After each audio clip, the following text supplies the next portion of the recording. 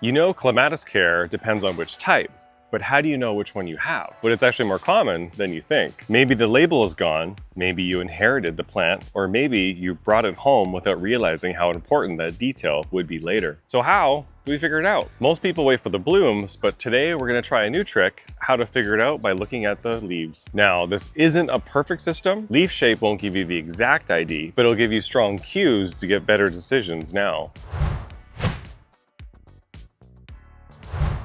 To identify clematis, the first step is understanding basic structure. This starts with how the plant structures itself to support. A frequent mistake is thinking the leaves or fingers do the climbing. In fact, clematis uses its petioles, the small stalks that connect the leaf to the main stem. These petioles are highly sensitive, and when they touch a trellis, they coil around like a tether. In these plants, you also have to observe the leaf arrangement. Most clematis have compound leaves, meaning what looks like a branch is actually one single leaf divided into several smaller leaflets. However, some varieties have simple leaves, which means they don't have division amongst the leaves. Observing whether a plant has a simple or compound structure is the first step in identifying its family. For example, simple unlobed leaves are often found in certain herbaceous types. These plants act more like perennial flowers. They don't have woody stems that survive the winter, and they often scramble over the ground or other plants rather than climbing aggressively. On the other hand, the classic three-leaflet compound structure is more common in vigorous climbers,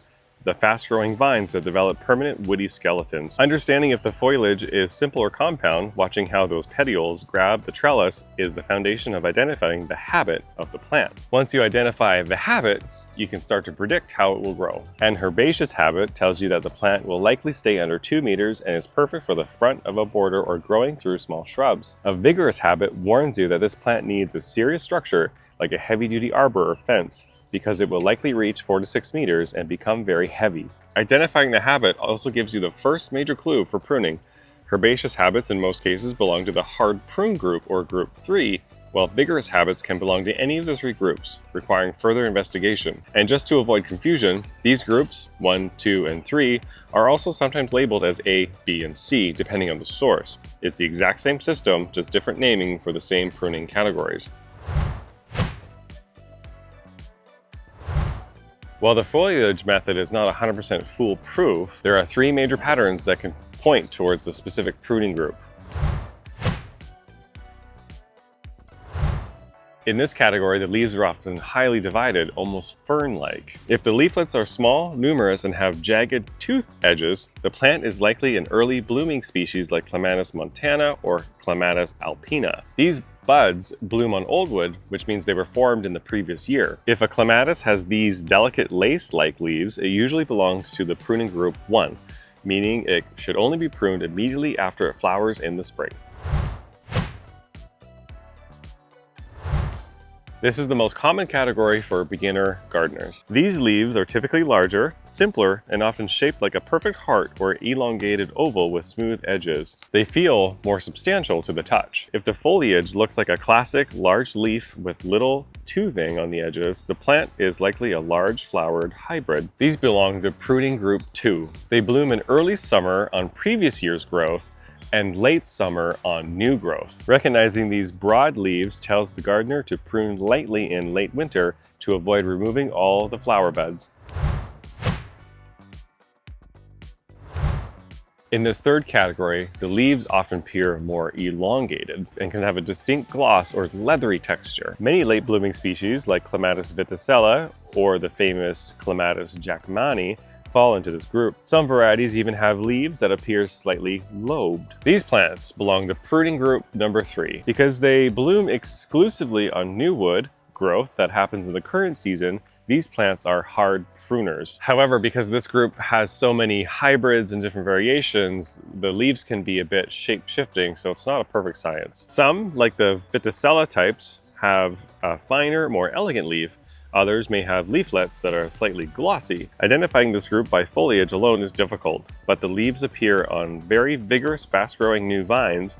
It is a strong hint that the plant belongs to this hard pruning group. If the goal is to stop the guesswork in the garden and start using real-world observation, be sure to hit that like and subscribe button to follow our channels for more.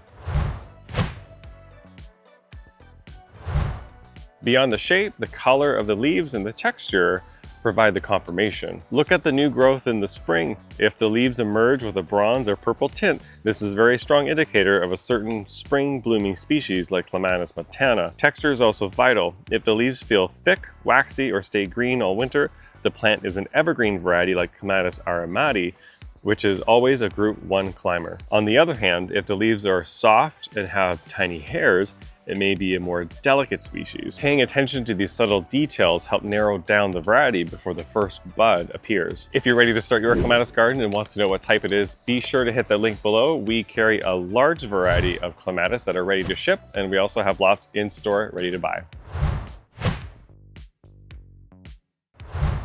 So to be 100% sure of the pruning group, you have to pay attention to the bloom. If the plant is covered in thousands of small 4-petaled flowers in April or May, often with a sweet scent, it's group 1. The rule? Don't prune except to tidy up after flowering. If the flowers are massive, 15 to 25 centimeters across, and appear in June with 8 or more overlapping petals, you have a large flowered hybrid, or group 2. The rule?